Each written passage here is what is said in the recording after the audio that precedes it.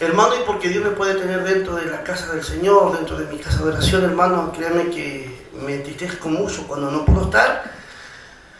Pero es importante, hermano, que Dios me haya dado el privilegio de estar, aunque sea un ratito con ustedes acá, hermano, en la tarde, hermano, y créanme que esta reunión, esta asamblea es muy necesaria en nosotros. Amén. Pero, ¿sabe? Estoy triste. ¿Y por qué estoy triste, hermano? Porque la iglesia tendría que haber estado llena. Porque si se convoca a una reunión de profetas, yo daba a entender al hermano Jaime que le dijera al hermano Gonzalo que profeta no es solamente danzar o profetizar, es aquellos que predican, es aquellos que enseñan, es aquellos que muchas veces les gusta redarguir por ahí, hermano del Señor, que les gusta dar a entender otras cosas según al conocimiento personal. La iglesia tenía que haber estado acá. Pero vamos a participar con los que quisieron aprender. Amén. Aleluya. Gloria a Dios. Hermanos, primeramente, hermanos, vamos a ir al libro de Romanos, capítulo 12, del versículo 3 al 8. Vamos a leer una palabra muy importante, hermanos, en el Señor. Romanos, capítulo 12.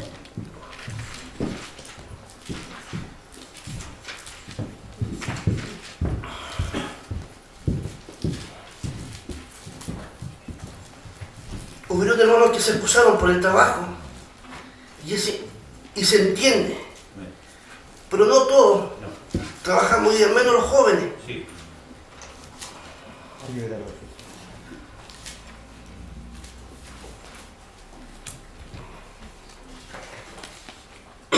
Romanos 12, del versículo 3 al 8. Nos ponemos de pie, hermano, y dice la palabra del Señor así. Digo pues por la gracia que me es dada a cada cual que está entre vosotros, que no tenga más alto concepto de sí el que debe tener, sino que piense de sí con cordura, conforme a la medida de fe que Dios repartió a cada uno. Porque de la manera que en un cuerpo tenemos muchos miembros, pero no todos los miembros tienen la misma función. Así nosotros, siendo muchos, somos un cuerpo en Cristo, y todos los miembros los unos de los otros, de manera que teniendo diferentes dones, según la gracia que nos es dada, si es de profecía, úsese conforme a la medida de la fe, o si de servicio, en servir, o el que enseña en la enseñanza, el que exhorta en la exhortación, el que reparte con liberalidad, el que preside con solicitud, el que hace misericordia con alegría, el amor sea sin fingimiento, aborrecer lo malo y seguir lo bueno. Amén. Tome asiento. Hermano, el apóstol Pablo nos enseña algo muy importante aquí. Y nos enseña a que ni yo ni usted tengamos un alto concepto de sí mismo. Porque aquí ni usted ni yo sabemos más que otro. Aquí todo es dado por la misericordia de Dios. Todo es dado, hermano, porque Dios le ha placido dar para poder enseñar a otros, para que otros también aprendan de usted y de mí. Pero, hermano, en el Señor debemos de saber también, y nos dice de saber pensar con cordura, conforme a la medida de nuestra fe. Pero ¿cuál es la medida de nuestra fe? ¿Tenemos algo en nuestra casa nosotros para medir la fe? Porque hay momentos que la fe está por aquí, pero otras veces está en el suelo. Aleluya. Pero Dios sigue siendo el mismo. Sí, amén. Dios en todo tiempo, todos los días, es el mismo para mí y para usted. Amén. Pero nosotros tenemos que tener la misma convicción siempre, conforme a la medida de nuestra fe, y pensar con cordura. Porque de la manera que un cuerpo tenemos muchos miembros, pero no todos los miembros tienen la misma función. Si yo cierro los ojos, no puedo mirar con las manos, porque los ojos no los tengo puestos en mis manos.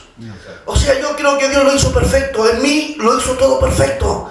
Me puso 2 ojos, 2 oídos, me puso una mente, me puso 2 manos, 2 brazos, me puso mis piernas, todo lo puso en mi lugar. Amén. Y cada miembro de mi cuerpo cumple funciones diferentes. Amén. Bendito sea el Señor. Sí, Señor. Hermano, pero aquí nosotros, siendo muchos dentro de la iglesia, siendo muchos dentro de la iglesia, debiéramos aprender a cumplir una misma función. Y primeramente, para que el don de Dios esté en mí y usted saber amar. Amén. Amén. Y saber perdonar. Amén. Porque con eso yo creo que Dios lo hace todo perfecto en mí y en usted. Sí, amén. Porque el ejemplo más importante lo puso Él, estando en la cruz del Calvario. Lo primero que dijo: Padre, perdónales porque ellos no saben lo que hacen. O sea, siempre Dios miró con amor y misericordia. Lo que nosotros a veces miramos por sobre el hombro. Bendito sea el Señor. Amén.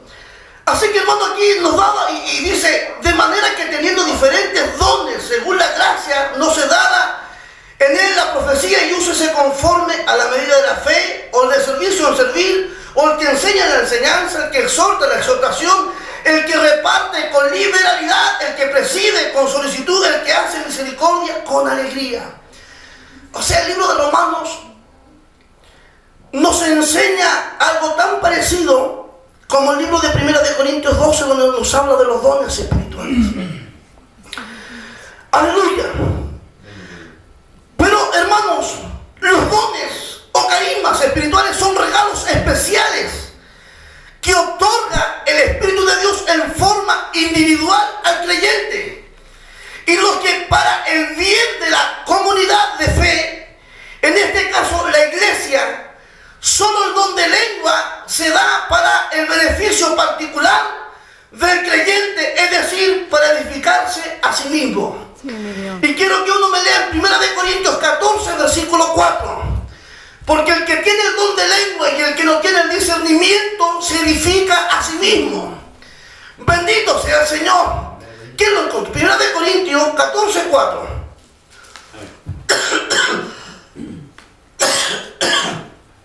El que habla en lengua extraña a sí mismo se edifica, pero el que profetiza edifica a la iglesia. Aleluya. Bendito sea el Señor. El que habla en lengua extraña Amén. se edifica a sí mismo. Amén. Aleluya. Independiente de la lengua que yo hable. Sí. Y a veces se han fijado ustedes cuando se habla en lengua, se habla igual que un tartamudo. Sí. Porque a veces se repiten altas palabras igual que un tartamudo. Y lo vamos a ver dentro de la Biblia también. Porque es importante que esto lo aprendamos nosotros. Pero el que interpreta, el que profetiza, el que da a entender el conocimiento del que habla en lengua, resulta que este edifica a la iglesia. Amén. ¿Y qué es lo que es cuando la iglesia se edifica? Es cuando la iglesia se emociona, cuando la iglesia llora, cuando la iglesia dice amén, cuando dice gloria a Dios, cuando dice aleluya, cuando dice gracias, Señor.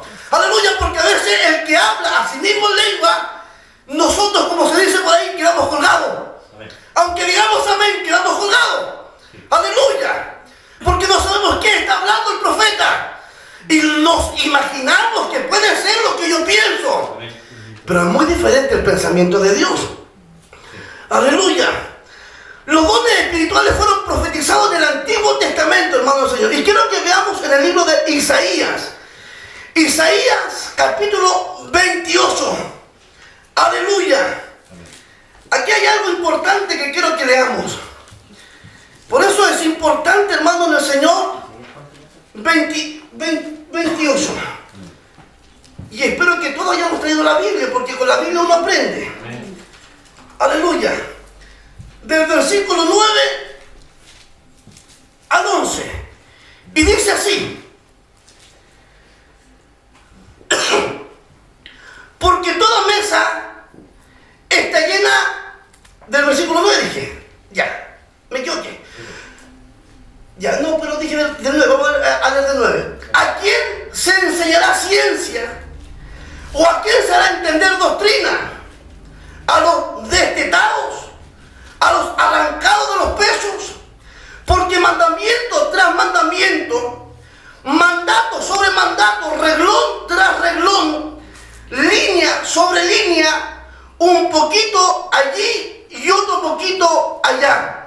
Porque en lengua de tartamudos y en extraña lengua hablará a este pueblo. Bendito Dios. ¿Cómo nosotros podemos escudriñar la Biblia? Yo como profeta, ¿cómo puedo escudriñar la Biblia? Aquí se enseña en las predicaciones y se dice que el libro de Juan 5:39 dice: escudriñad mis escrituras porque en ellas os parece que encontraréis la vida eterna. Amén. Y lo dice la Biblia, no lo digo yo. Amén. Pero ¿cómo la escudriñamos? Y leíamos aquí que decía, hermano del Señor, un poquito aquí y un poquito allá. Porque a veces cuando usted quiere estudiar toda la Biblia de un patatón, se aburre, le da sueño, no le queda nada grabado en la cabeza. O sea, usted aprende por lo que ve o por lo que escucha, pero no por lo que lee. Amén. ¿Me entiende usted? Por eso, para que yo tenga primeramente los dones de Dios en mi corazón, debo de aprender a escudriñar las Escrituras. Amén. Aleluya. Y cuando yo aprenda a escudriñar las Escrituras, me voy a dar cuenta, hijos, que Dios habla de distintas maneras. Amén. Los profetas, cuando hablaban, los profetas hablaban insolentemente al pueblo. Amén. Y eso que el pueblo no quería entender. Y el profeta tenía que hablar insolentemente al pueblo. Que Dios nos bendiga. Amén. Ahora creemos que ¿qué es lo que dice Juan el Bautista cuando predica, hermano? Y tiene que bautizar, dice: generación de víbora. Sí. O sea, le dijo: lengua de serpiente, boca pecaminosa, por no decirlo de otra manera. Amén. Aleluya. Pero trataba de una manera grosera a los demás. Amén. Pero había Espíritu de Dios. Amén. En aquel gentil, en aquel inconverso, había Espíritu de Dios. Aleluya. Por eso que esas personas venían a Juan y le decían: bautízame, bautízame. Aleluya. Amén. Porque en el hombre de Dios había Espíritu de Dios. Amén. Bendito sea su nombre.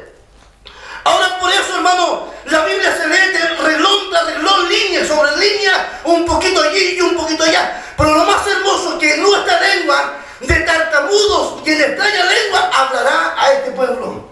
O sea, a veces Dios te puede hablar de diferentes maneras, pero a veces ni yo ni usted entendemos lo que Dios quiere decir. Porque por eso di a entender. ¿Se ha fijado usted que a veces cuando se habla en lengua a veces se repite la misma palabra? Así es. Y a veces hay harto rato que Dios habla de la misma forma. Pero es que es increíble pensar: pero ¿cómo si Dios es perfecto y va a hacer hablar como un tartamudo? Aleluya. Dios es Dios, hijo. Amén. Y Él hace lo que Él quiere, lo que a Él le plazca. Soy yo la hechura de Él. Amén. Y soy yo el que me someto a Él.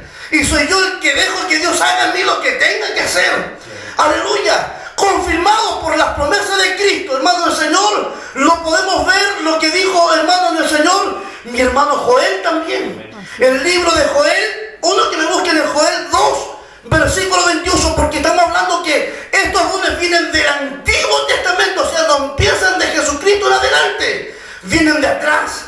Amén. Vienen de muy atrás. Aleluya, que siempre se profetizó esto. Aleluya. 2:28. En el nombre del Señor. Amén. Y después de esto derramaré mi espíritu sobre toda carne, y profetizarán vuestros hijos y vuestras hijas, vuestros ancianos soñarán sueños, y vuestros jóvenes verán visiones. Amén. ¿Se fijan, no? O sea, después de esto, derramaré mi espíritu sobre toda carne. Pero ¿quién confirma esta profecía? Hay alguien que la confirma en el Nuevo Testamento. Hay alguien que la confirma cuando existe un desorden dentro de una casa y fueron todos llenos del Espíritu Santo y empiezan todos a hablar en nuevas lenguas, conforme el Espíritu le daba que hablasen. ¿Quién lo confirma? Aleluya.